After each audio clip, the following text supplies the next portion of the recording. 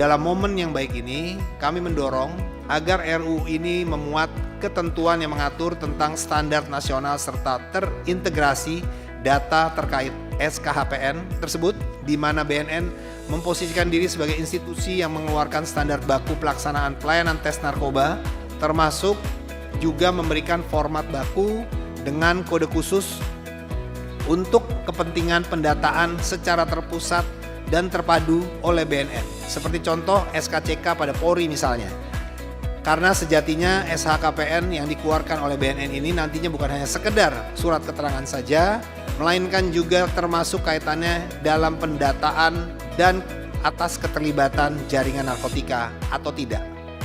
Sebagai bentuk keseriusan negara dalam mengelola isu ini, kami sangat berharap agar dibentuk aturan setingkat Perpres atau PP, peraturan pemerintah, yang secara tegas menetapkan BNN sebagai lembaga negara non-kementerian untuk memiliki kewenangan penuh sebagai leading sektor dalam pelaksanaan penerbitan surat keterangan hasil pemeriksaan narkoba atau SKHPN secara nasional. Apabila kewenangan penuh ini dapat diamanatkan kepada BNN, maka pengelolaan SKHPN ini tentunya berpotensi dapat menghasilkan penerimaan negara bukan pajak atau PNBP oleh BNN RI. Karena berdasarkan fakta di lapangan, saat ini SKHPN banyak dijadikan salah satu persyarat seseorang untuk mendaftar sekolah, mendaftar kerja, mengajukan diri sebagai calon kepala daerah, dan sejenisnya.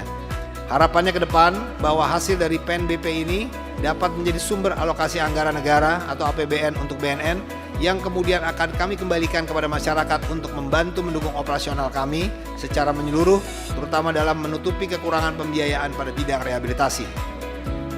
Untuk menginisiasi keterbatasan fasilitas fisik dalam pelayanan rehabilitasi tersebut, kini BNN RI telah membuat program terobosan seperti program rehabilitasi keliling dan program telerehabilitasi. Ya, ini setidaknya baru ada 10 kendaraan rehabilitasi keliling milik BNN. Harapannya ke depan minimal setiap provinsi bahkan kabupaten kota dapat memiliki kendaraan untuk railing tersebut. Namun di sisi lain terdapat total 54.026 orang pengguna narkotika yang saat ini turut memadati sel-sel tahanan kita. Angka 54.000 lebih pengguna inilah yang seharusnya menjadi refleksi bersama. Mereka adalah korban yang sejatinya lebih membutuhkan sentuhan pemulihan melalui rehabilitasi medis dan sosial, bukan sekedar dikurung di balik jeruji besi yang justru semakin membebani kapasitas lapas negara. Oleh karena itu, penguatan legislasi untuk memastikan para pengguna ini diarahkan pada jalur rehabilitasi menjadi sebuah keharusan yang tidak bisa ditawar lagi. Karena menurut pandangan kami bahwa ketika identitas BNN tersebut direduksi, justru menimbulkan kekhawatiran hilangnya kewenangan penyidik pada BNN RI untuk melakukan penegakan hukum seperti penangkapan dan penahanan, layaknya keterbatasan yang dimiliki oleh penyidik BPOM. Kondisi ambiguitas ini pun bahkan berpotensi dapat melemahkan penyidik Polri yang bertugas atau diperbantukan sebagai penyidik di BNN RI, akan turut kehilangan kekuatan dan kewenangannya di lapangan. Bahkan lebih dalam lagi, berpotensi dapat tertutupnya akses BNN untuk berkoordinasi secara langsung dengan penuntut umum. Kita juga beberapa kali kunjungan ke daerah BNN ini banyak sering mengeluh tentang kegiatan maupun anggaran, Pak.